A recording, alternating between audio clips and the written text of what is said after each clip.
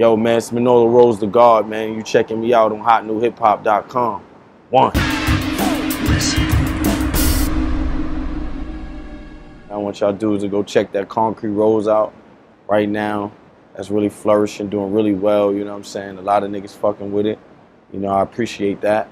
All the love. I also appreciate the hate, you know what I'm saying? Because I'm happy you even listen to it. And when you listen to the tape and shit like that, you know, it's going through like 3 different areas of music. You know, the first portion is more like what somebody would consider a down south type of style, down south drillish type of music.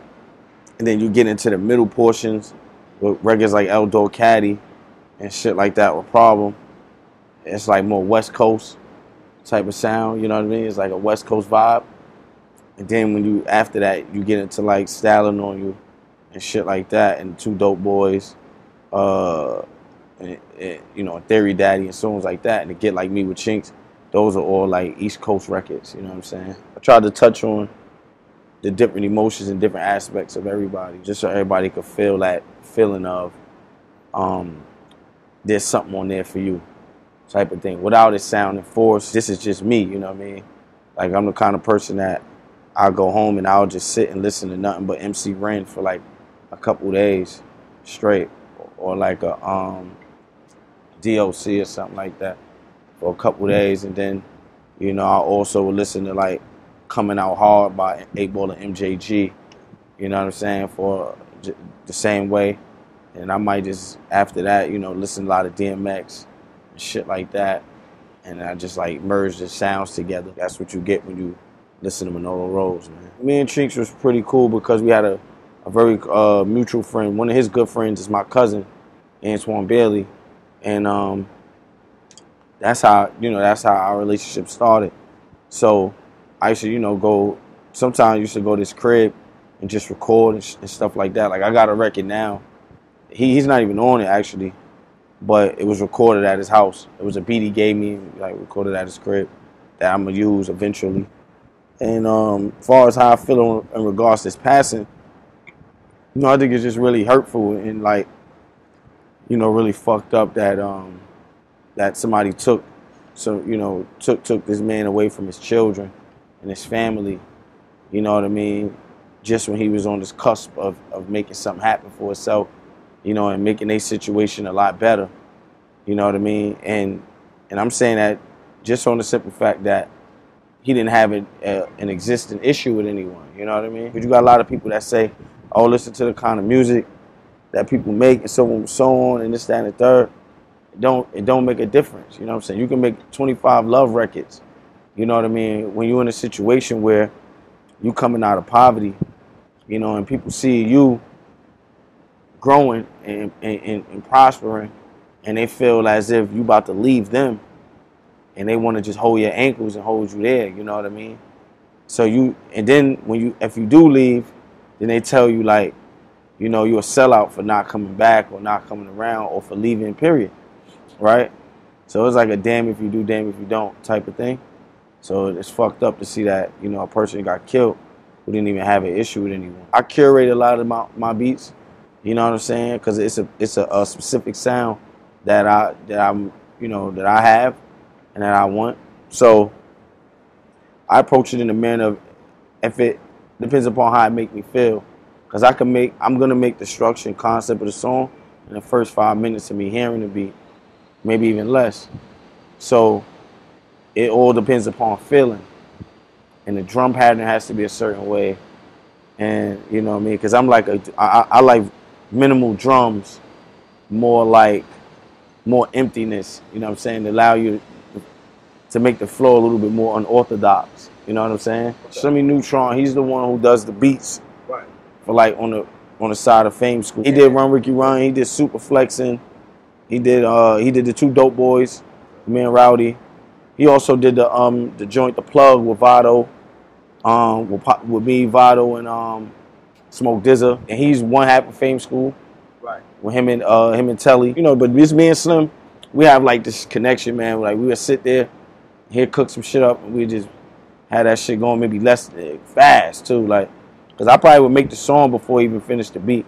I just tell them how I want the hook area to sound, and then that's it, and we'll go from there. Now, as far as like producers that reached out, you know, I've been with Clint Sparks, me and Harry Fraud have like maybe like 6 or 7 songs already. Problem 2, Chuck Inglish, and we got an ill song, me and Chuck right now that he was just telling me he gonna put it out. I don't know when they releasing it, but cause he had hit me up when we was in LA. He just was like, yo man, I wanna like, you know, do some stuff or whatever. So I was like, all right, cool. And he just like cooked up some shit right there. I finished the hook for him, and I just left. And then he sent me back with it already like done. And I was like, all right, this shit fire. I also did some shit for Hit Boy, maybe like 4 or 5 songs I did at Hit Boy crib. Super Flexin, right? It's the next joint. You know what I'm saying? We just released a video for it. That's like just been going crazy for the last 2 days. It's picking up really crazy right now. You know, all through online and on Twitter and stuff like that. So that shit is like dope. And a record like Super Flexin is ill because when you listen to the hook, you know what I'm saying, it drag you one place and it makes you like, you know what I'm saying, you get to get turned up. But you know, then when you listen to the verses, you know, the verses when you know, it's like Bible quotes inside the verses, you know what I'm saying? And for those that don't know, you know what I mean, those are like those Bible quotes are mainly come out of the focus for the teachers of the Father of Law and the 5% Nation. You know what I'm saying? So it's a duality there. You know what I mean? For a lot of people that, you know, it's funny because they hear a song and be like, oh, this is more like, you know, more songs like this. But see, then I know you didn't really listen to it, because if you listen to it, then you would catch what's there. For me, I'm the kind of person where I never want to be the man with the torch in his hand, because you have the biggest target on your back, you know what I mean? And I'm not responsible for New York rap. You know what I'm saying? I'm only responsible for you know, myself, my family, and the people that genuinely fuck with me. I'm putting on for the city. I'm gonna keep pushing the shit forward, keep pushing the city through till we break through and have our own, you know what I'm saying, that we can celebrate. And if I'm that person, then so be it. But just know that I'm the kind of person where I'm gonna pull everybody else too. So I would say, you know, it's a slew of us coming. It's a lot of us, you know what I'm saying? So that's why I'm saying it's not only just solely upon me, that I'm not just solely a part of responsible. I am responsible for a portion of New York rap. We have dudes like Trey Pizzy. We have dudes like Dave East. You got the chick, the girl Naima Supreme.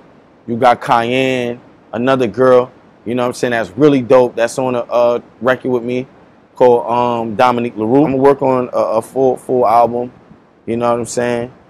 The title of it is gonna be The Soundtrack to Poverty, you know, which is gonna be really crazy.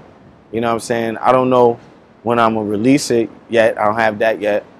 And I don't even have no full songs to it yet. You know what I mean? But it will be there. You know what I mean? I probably got like 10 hooks already done for it. You know what I'm saying? So I'm just working on, you know, fixing it and then adding the lyrics and shit like that. Definitely go check that Concrete Rose out if you didn't hear it on Hot New Hip Hop. You know, you could definitely get it there. Also, you know, to follow me on Instagram, it's Manolo_Rose. You know what I'm saying? Also on Twitter, the same thing, Manolo_Rose. And on Facebook, it's just Manolo Rose, no underscore. You know what I'm saying? I just want everybody to know that, you know, I appreciate everything, man, and all the love from everybody, all the blog sites. You know, definitely Hot New Hip Hop for allowing me to do this interview and you know what I mean, and get my shit across, you know what I'm saying? Shout out to everybody, too, that fuck with me. And if you fuck with me, I fuck with you. What was an average day for A$AP Rocky growing up in Harlem? It depends, because, you know, it was back and forth from, like, Harlem to the Bronx, whatnot. But, like, my hustling days, stages, I would say 13 trying to sell. The flavor to your air. Which one of you ladies gonna make it disappear? Who got the ganja, know me times now? Yo, man, hit my line. Yeah, baby. Hot new hip hop shit. Hot new hip hop shit. See, sometimes